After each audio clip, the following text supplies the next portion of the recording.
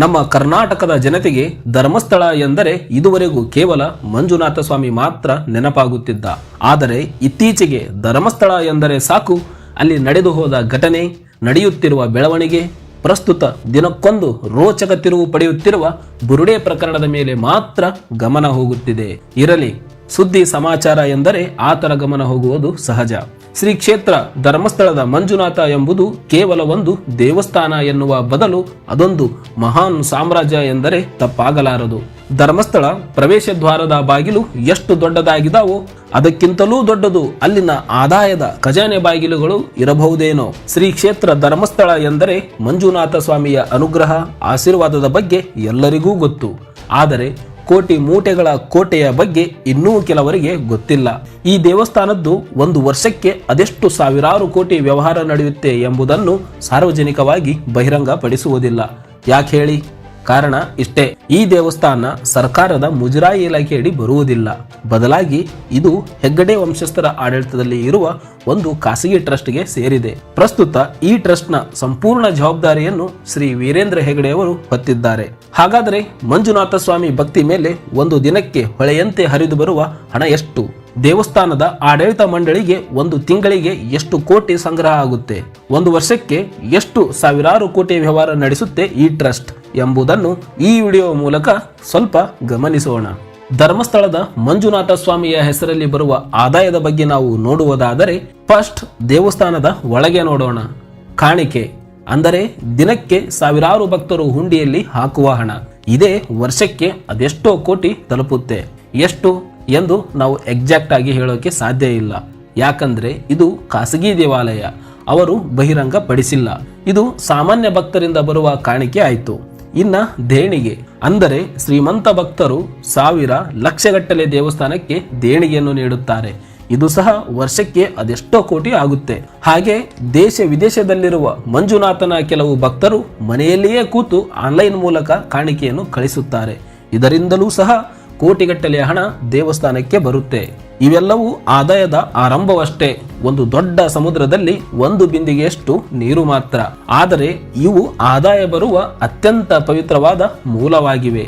ನಂತರ ಶ್ರೀ ಮಂಜುನಾಥೇಶ್ವರನಿಗೆ ವಿಶೇಷ ಪೂಜೆ, ಅಭಿಷೇಕ, ತುಲಾಭಾರ ಹೀಗೆ ಬೇರೆ ಬೇರೆಯ ಸಾಕಷ್ಟು ಸೇವೆಗಳು ಇದಾವೆ. ಎಲ್ಲಾ ಸೇವೆಗಳಿಗೆ 100ರಿಂದ ಸಾವಿರಾರು ರೂಪಾಯಿಗಳ ಶುಲ್ಕ ನಿಗದಿಪಡಿಸಲಾಗಿದೆ. ಈಗ ಸುಮ್ಮನೆ ಸಾಮಾನ್ಯವಾಗಿ ಒಂದು ಕೇವಲ 200 ರೂಪಾಯಿ ಶುಲ್ಕ ನಿಗದಿಪಡಿಸಿರುವ ಸೇವೆ ತೆಗೆದುಕೊಳ್ಳೋಣ. ಸಾವಿರಾರು ಬೇಡ, ಕೇವಲ 500 ಸೇವೆಗಳನ್ನೇ ಭಕ್ತರು ಮಾಡಿಸಿದ್ದಾರೆ ಎಂದುಕೊಳ್ಳೋಣ. ಎಷ್ಟಾಯ್ತು? 1 ಲಕ್ಷ ರೂಪಾಯಿ. ಹೀಗೆ ಇನ್ನೂ ಸಾಕಷ್ಟು ಸೇವೆಗಳಿದಾವೆ. ಕೇವಲ ಸೇವೆಗಳಿಂದಲೇ ಬರುವ ಆದಾಯವನ್ನು ನೀವೇ ಅಂದಾಜು ಮಾಡಿ. ನೆನಪಿರಲಿ, ಇನ್ನ ದೇವಸ್ಥಾನದ ಒಳಗಿನ ಆದಾಯವೇ ಮುಗಿದಿಲ್ಲ. ಈ ಕಾಣಿಕೆ, ದೇಣಿಗೆ, ಸೇವೆಗಳ ಜೊತೆಗೆ ಪ್ರಸಾದದ ಪ್ಯಾಕೆಟ್ ಅನ್ನು ದೇವಸ್ಥಾನದ ಒಳಗೆ ಮಾತ್ರ ಮಾರಾಟ ಮಾಡಲಾಗುತ್ತದೆ. ಒಂದು ಪ್ಯಾಕೆಟ್ಗೆ 100 ರೂಪಾಯಿ ಇದೆ. ಭೇಟಿ ನೀಡುವ ಭಕ್ತರು ಒಬ್ಬರು ಒಂದೇ ಪ್ಯಾಕೆಟ್ ಅನ್ನು ಖರೀದಿಸುವುದಿಲ್ಲ. ಸಾಮಾನ್ಯವಾಗಿ ಕೆಲವರು ಹೆಚ್ಚು ತೆಗೆದುಕೊಂಡು ಬರ್ತಾರೆ.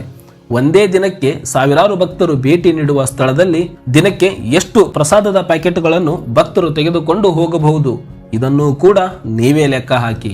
ನಂತರ ದೇವಸ್ಥಾನದ ಒಳಗೆ ತೆಂಗಿನಕಾಯಿ, ಕರ್ಪೂರ, ಹಣ್ಣುಗಳನ್ನು ಟೋಕನ್ ಪಡೆದು ತೆಗೆದುಕೊಳ್ಳಬೇಕು. ಇದರಿಂದ ನಡೆಯುವ ವ್ಯಾಪಾರ ವಹಿವಾಟು ಸಹ ಕೋಟಿಗಳಲ್ಲೇ ಎನ್ನಬಹುದು. ಜೊತೆಗೆ ನೀವು ಮಂಜುನಾಥೇಶ್ವರನ ವಿಶೇಷ ದರ್ಶನ ಮಾಡಬೇಕಾದ್ರೆ ಒಬ್ಬರಿಗೆ ಒಂದು ಟಿಕೆಟ್ ಬೆಲೆ 200 ರೂಪಾಯಿ ಇದೆ.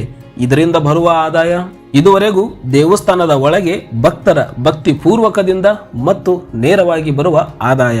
ಈಗ ನಾವು ದೇವಸ್ಥಾನದ ಒಳಗಿನಿಂದ ಮಂಜುನಾಥನಿಗೆ ಮತ್ತೊಮ್ಮೆ ನಮಸ್ಕರಿಸಿ ಬಾಗಿಲು ಹೊರಗೆ ಹೆಜ್ಜೆ ಇಡೋಣ. ಆಗಲೇ ಶುರು ಅಸಲಿಯ ಆಟ. ಈಗ ದೇವಸ್ಥಾನದ ಆವರಣದಲ್ಲಿ ಮತ್ತು ಧರ್ಮಸ್ಥಳ ಕ್ಷೇತ್ರದಲ್ಲಿ ಬಹುತೇಕ ಅಂಗಡಿ ಮುಗ್ಗಟ್ಟುಗಳು ಶ್ರೀ ಮಂಜುನಾಥ ಟ್ರಸ್ಟ್ಗೆ ಸೇರಿದ್ದಾವೆ. ಇವುಗಳಿಂದ ಲೈಸೆನ್ಸ್ ಫೀಸ್ ಮತ್ತು ಪ್ರತಿ ತಿಂಗಳು ಬಾಡಿಗೆ ಅಂತ ಬರುತ್ತೆ. ಈ ಆದಾಯ ಕೂಡ ದೊಡ್ಡದಾಗೇ ಇದೆ. ಧರ್ಮಸ್ಥಳಕ್ಕೆ ಪ್ರತಿದಿನ ಸಾವಿರಾರು, ಕೆಲವೊಮ್ಮೆ ಇನ್ನೂ ಹೆಚ್ಚಿನ ಸಂಖ್ಯೆಯಲ್ಲಿ ಜನರು ಭೇಟಿ ಕೊಡುತ್ತಾರೆ. ಹೀಗಾಗಿ ಉಳಿದುಕೊಳ್ಳಲು ವಸತಿ ತುಂಬಾ ಅವಶ್ಯ. ದೇವಸ್ಥಾನದ ಆಡಳಿತ ಮಂಡಳಿಯು ಸಹ್ಯಾದ್ರಿ, ಸಾಂಕೇತ, ನೇತ್ರಾವತಿ, ರಜತಾದ್ರಿ ಹೀಗೆ 10 ಗೆಸ್ಟ್ ಹೌಸ್ಗಳ ನಿರ್ಮಿಸಿದೆ. ಇವು ವರ್ಷ ಪೂರ್ತಿ ಬಹುತೇಕ ಹೌಸ್ಫುಲ್ ಇರುತ್ತವೆ. ಇದರಿಂದ ಪ್ರತಿದಿನ ದೊಡ್ಡ ಮಟ್ಟದ ಆದಾಯವೇ ಸಂಗ್ರಹವಾಗುತ್ತೆ. ನಂತರ ಮಂಜುನಾಥ ಸ್ವಾಮಿಗೆ ಮುಡಿಯನ್ನು ಅರ್ಪಿಸುವುದು. ಮಕ್ಕಳಿಗೆ ಮುಡಿ ಕೊಡುವವರು ಸಹ ಇಲ್ಲಿ ಬರ್ತಾರೆ. ಮುಡಿ ನೀಡಿದ ನಂತರ ಕೂದಲನ್ನು ಸೈಜ್ ಆಧಾರವಾಗಿ ಬೇರ್ಪಡಿಸಿ ಸೈಂಟಿಫಿಕಲಿ ಕ್ಲೀನ್ ಮಾಡಿ ಕಾಸ್ಮೆಟಿಕ್ ಕಂಪನಿಗಳಿಗೆ ಮತ್ತು ವಿಗ್ ತಯಾರಿಸುವ ಕಂಪನಿಗಳಿಗೆ ದೇಶ ವಿದೇಶಗಳಿಗೆ ಎಕ್ಸ್ಪೋರ್ಟ್ ಮಾಡಲಾಗುತ್ತೆ. ನಿಮಗೆ ಗೊತ್ತಲ್ಲ, ಕೇವಲ 1 ಕೆಜಿ ಕೂದಲು ಸಾವಿರಾರು ರೂಪಾಯಿ ಬೆಲೆ ಬಾಳುತ್ತೆ ಅಂತ. ಇನ್ನ ಇಲ್ಲಿಯ ರಾಶಿ ಕೂದಲಿಗೆ ವರ್ಷಕ್ಕೆ ಅದೆಷ್ಟು ಕೋಟಿ ಮೊತ್ತ ಬರಬಹುದು? ಈ ವ್ಯವಹಾರ ಎಲ್ಲರಿಗೂ ಸುಲಭವಾಗಿ ತಿಳಿಯಲ್ಲ. ಆದರೆ ಇದು ಕೂಡ ಒಂದು ಧರ್ಮಸ್ಥಳ ಆಡಳಿತ ಮಂಡಳಿಗೆ ದೊಡ್ಡ ಆದಾಯದ ಮೂಲವೇ ಆಗಿದೆ.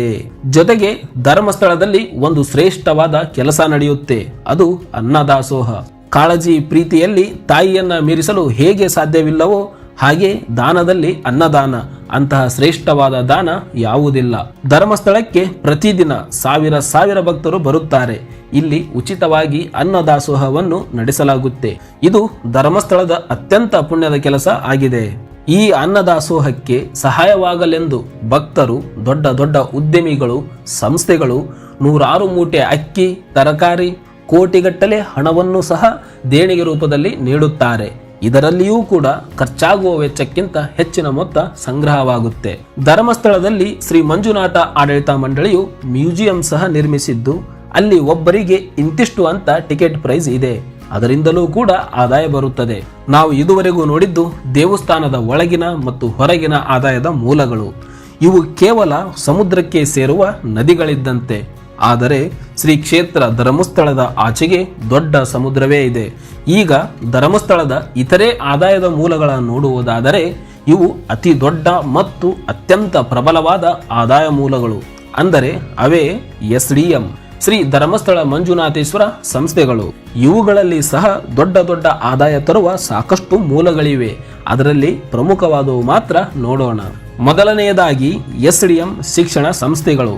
ಪ್ರೈಮರಿ ಸ್ಕೂಲ್ಗಳಿಂದ PU, ಡಿಗ್ರಿ, ಹೀಗೆ ಮೆಡಿಕಲ್ ಕಾಲೇಜ್ಗಳವರೆಗೆ ಸಾಕಷ್ಟು ಶಿಕ್ಷಣ ಸಂಸ್ಥೆಗಳಿವೆ.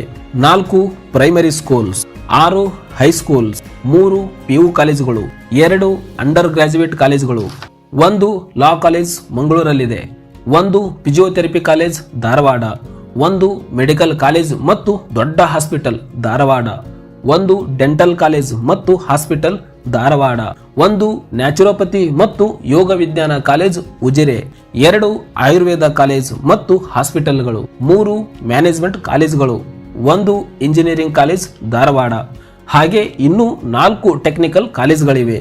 ಹೀಗೆ ಶ್ರೀ ಧರ್ಮಸ್ಥಳ ಮಂಜುನಾಥ ಆಡಳಿತ ಮಂಡಳಿಯು ಸಾಕಷ್ಟು ಶಿಕ್ಷಣ ಸಂಸ್ಥೆಗಳನ್ನು ಹೊಂದಿದೆ. ಇವು ಯಾವುವು ಕೇವಲ ಸೇವೆಯ ಹೆಸರಲ್ಲಿ ನಡೆಯುವುದಿಲ್ಲ.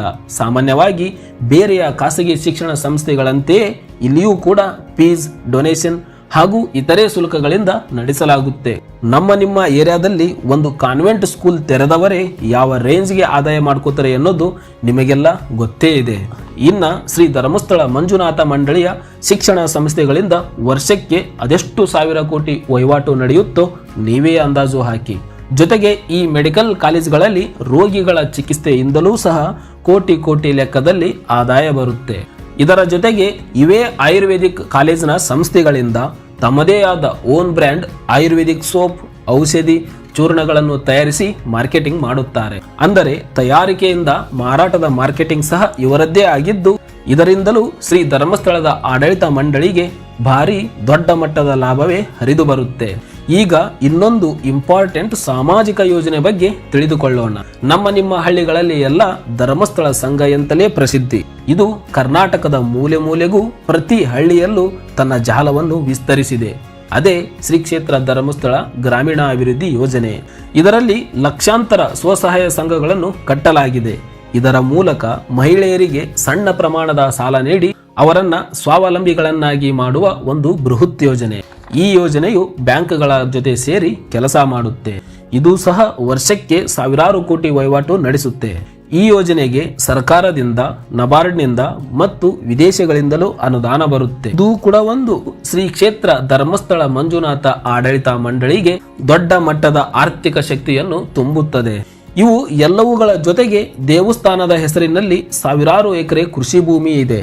ಸಾವಿರಾರು ಎಕರೆ ಎಂದರೆ ಒಂದು ವರ್ಷದ ಆದಾಯ ನೀವೇ ಲೆಕ್ಕ ಹಾಕಿ. ನಂತರ ನಗರಗಳಲ್ಲಿ ಕಮರ್ಷಿಯಲ್ ಬಿಲ್ಡಿಂಗ್ಗಳಿವೆ. ಇವುಗಳಲ್ಲಿ ಕೆಲವೊಂದನ್ನು ಲೀಸ್ಗೆ ಮತ್ತೆ ರೆಂಟ್ಗೆ ಕೊಡಲಾಗುವುದರಿಂದ ಇದರಿಂದಲೂ ಕೂಡ ಆದಾಯವು ತುಂಬಾ ದೊಡ್ಡ ಮಟ್ಟದ್ದೇ ಇದೆ. ಹೀಗೆ ನಾವು ಆದಾಯದ ಮೂಲಗಳ ಲಿಸ್ಟ್ ಮಾಡುತ್ತಿದ್ದರೆ ಅದು ದೊಡ್ಡದಾಗುತ್ತೆ. ಹಾಗಾದ್ರೆ ಈ ಸಾವಿರಾರು ಕೋಟಿ ಎಲ್ಲಿಗೆ ಹೋಗುತ್ತೆ? ಈ ಹಣಕ್ಕೆ ಹೊಣೆಗಾರರು ಯಾರು? ನಾನು ಮೊದಲೇ ಹೇಳಿದ ಹಾಗೆ ಶ್ರೀ ಮಂಜುನಾಥ ದೇವಸ್ಥಾನವು ಸರ್ಕಾರದ ಮುಜರಾಯಿ ಇಲಾಖೆಯಡಿ ಬರುವುದಿಲ್ಲ. ಇದು ಹೆಗ್ಗಡೆ ಕುಟುಂಬಸ್ಥರ ಆಡಳಿತಕ್ಕೆ ಸೇರಿರುವ ಒಂದು ಖಾಸಗಿ ಟ್ರಸ್ಟ್ಗೆ ಸೇರಿದೆ.